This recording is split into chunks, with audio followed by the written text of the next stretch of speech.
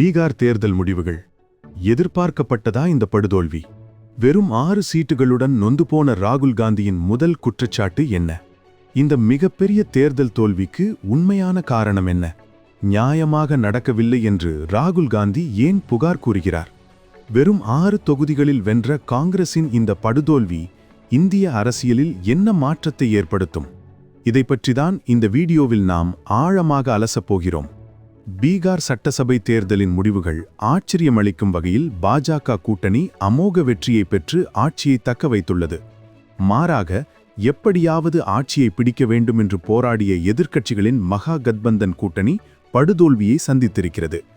இதில் குறிப்பாக காங்கிரஸ் கட்சி வெறும் 6 தொகுதிகளில் மட்டுமே வெற்றி பெற்று கடந்த தேர்தலில் வென்ற 19 தொகுதிகளிலிருந்து ஒற்றை இலக்கத்திற்கு கடுமையாக சரிந்திருக்கிறது.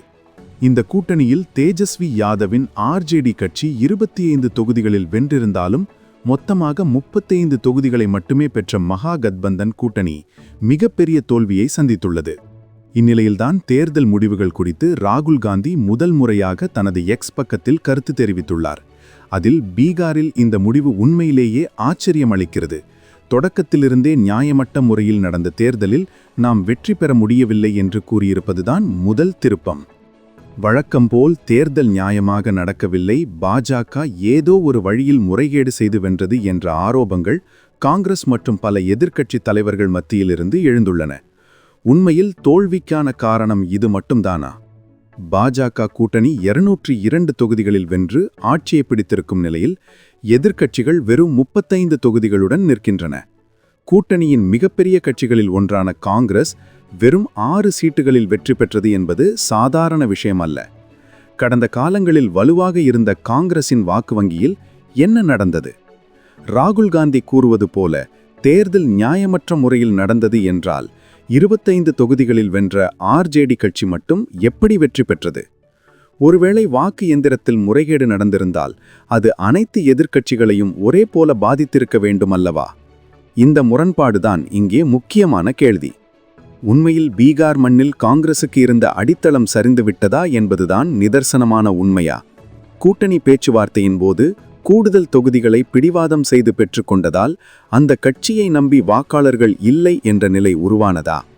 ஒரு சாதாரண மனிதனின் பார்வை என்னவென்றால், வெறும் 6 சீட்டுகளில் வென்ற ஒரு கட்சி தேர்தல் ஆணையத்தின் மீதும் மொத்த ஜனநாயக அமைப்பின் மீதும் குறை கூறுவது தங்கள் சொந்த பலவீனத்தை மறைக்க பார்க்கிறார்களா என்ற சந்தேகத்தை எழுப்பியுள்ளது.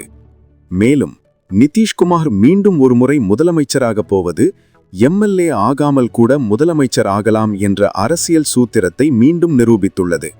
இது வாக்காளர்களின் தீர்ப்பை விட கூட்டணியின் பலம் மற்றும் சமன்பாடுகளின் வெற்றியையே காட்டுகிறது. காங்கிரசின் நிலை மகா கத்பந்தன் கூட்டணிக்குள் அதன் தலைமை பண்பு பலவீனமடைந்துள்ளதையே நமக்கு காட்டுகிறது.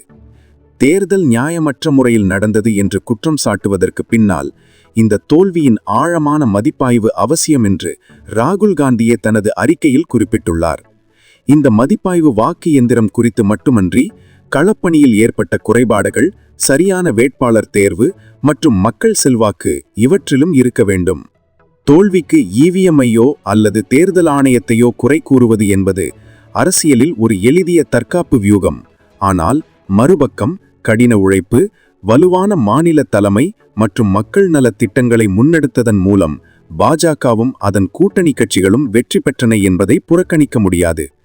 காங்கிரஸ் மற்றும் இந்தியா கூட்டணி இந்த தோல்வியிலிருந்து மீள வேண்டுமெனில் வெறுமனை குற்றச்சாட்டுகளை வைக்காமல் அடித்தளத்திலிருந்து கட்சியை வலுப்படுத்த வேண்டும்.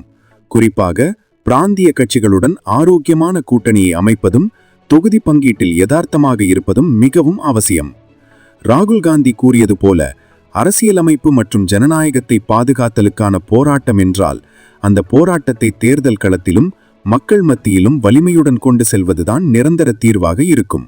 பீகார் தேர்தல் முடிவு என்பது வெறும் எண்ணிக்கை மட்டுமல்ல, இது இந்திய அரசியலில் ஒரு பெரிய பாடம். அதிக தொகுதிகளை பெற்றாலும் மக்களின் நம்பிக்கையை இழந்தால் எந்த கட்சியும் தோல்வியை சந்திக்க நேரிடும்.